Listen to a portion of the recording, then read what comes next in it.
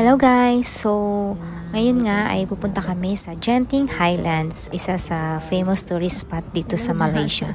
So, dahil nga guys ay 4 na araw akong walang pasok dahil yung boss kong hapon ay bumalik ng Japan for 4 days. So, 4 days din kaming close at 4 days din kaming may freedom na gumala, char. So ayan, first day ng leave ko ngayon. So after ko maglinis sa bahay guys, ayan, inintay ko yung asawa ko tapos yung anak ko from school. Then nag-prepare na kami going there. So nag-book na lang ako ng Grab guys kasi ganun din naman. Kung magbabas kami ay mas mapapamahal din kami guys. Mura nga ang bus, 10 ringgit per person, pero from house punta dun sa bus station ay medyo mahal din yung Grab guys. So kung sumatotal, ganun din naman. So much better Grab na lang going there. Ayan na guys, so nag-book nga pala ako sa Agoda.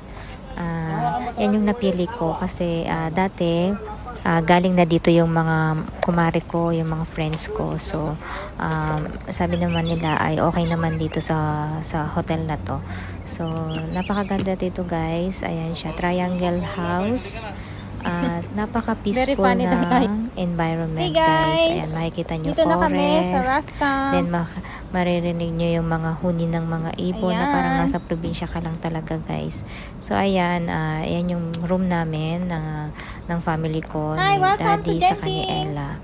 Ayan, at nagustuhan naman ng anak ko, ang cute daw kasi triangle siya. Gusto daw niya dyan na lang siya at ayaw na niyang umuwi guys. Kasi nakyutan siya guys. So ayan ang outside niyan. So the other side naman ay yung room ng kapatid ko. So separate room kami para may privacy. So may sarili kaming jacuzzi guys. Ayan, para mas ma-enjoy namin yung pagligo-ligo namin guys. At mura lang yan guys kasi naka-promo sila today. Unlike kapag mga December ay medyo may kamahalan siya. I think nasa 400 to 500 ringgit per room yan. Pero dahil nga may promo at hindi naman holiday ngayon, then may discount din ako sa Agoda guys. So mura ko na lang siya nakuha, nasa ano lang siya guys, 240 per room. 240 ringgit per room. So ayan, buti na lang guys nagbaon kami ng mga iihawin kasi ang free lang pala ay breakfast.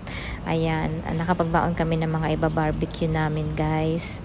Pero medyo bitin yung... Tapos nga guys, ayun, sabi sa receptionist, kung gagamit kami ng barbecue ay additional 85 ringgit. Ayan, kasi yung sinakuya dyan ay magpe-prepare pa sila ng mga uling. Ayan. So, kailangan. Ayan yung guys, yung anak ko. Nakakatawa kasi sabi ko, video niya kami ni daddy niya. Tapos, nag-sour face siya kasi ayaw niya ng sweet kami. Ayan, in-explore muna namin during the first day. So, overnight lang kami dyan guys. So, tomorrow, after namin dyan ay pupunta kami ng Genting sa mismong taas. So, ayan, nag-iihaw si daddy dyan. Fish na baon namin at saka ng chicken na nakamarinate na. Tapos, naghanap na lang sila dyan ng dahon ng saging sa tabi-tabi para nakakain na lang daw kami sa dahon ng saging guys. So ayan, medyo konti lang talaga yung na-prepare kasi madalian lang guys. Wala naman talaga sa plano na mag-genting kami. On the spot lang naisipan ko na parang sayang naman yung araw ko magmumukmuk lang sa bahay. At ayan, for the go na talaga kahit wala pang sahod ay gumora kami kasi sayang yung days guys. Medyo nakaka-stress din, araw-araw work. So kailangan din naman paminsan-minsan ay makapag-relax. So ayan yung view dyan guys. Meron dyan koi fish. Ayan. Tapos mamaya guys, pwede ka din mag-bonfire. Tapos pwedeng maglaro dyan guys. Tapos dun sa may reception ay meron silang mga toys na pang bata. So si Ella kumuha siya ng mga pang chess, yung snake and ladder, saka iba pang toys nilaro niya guys. Mabait naman yung nagbabantay dyan guys, si Uncle, yung matanda na Indian Malaysian. So lahat ng mga kailangan daw namin ay magsabi lang. Provided naman nila yan guys. Then tomorrow morning nga daw ay may breakfast. Ayan. So ayan na, naluto na guys. Ready to eat na kami. Let's go makan-makan guys.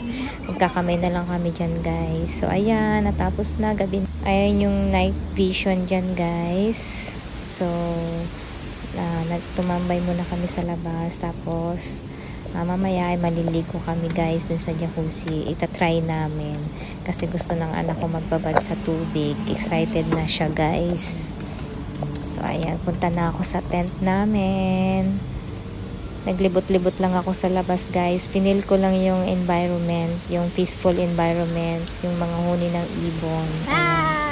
Naliligo na yung mag-ama ko guys. At naligo na nga din daw ako. Nauna na sila. Charan! Ayan, I joined them. At nag-video-video muna brands guys. Ayan, so happy and relaxing guys. Kahit at least kahit isang araw ay nakapag-enjoy away from the city, away from the stress sa work. Ayan guys. Gubat yan guys, maraming puno dyan, tapos medyo may konting waterfalls dyan. Yan sa tabi namin.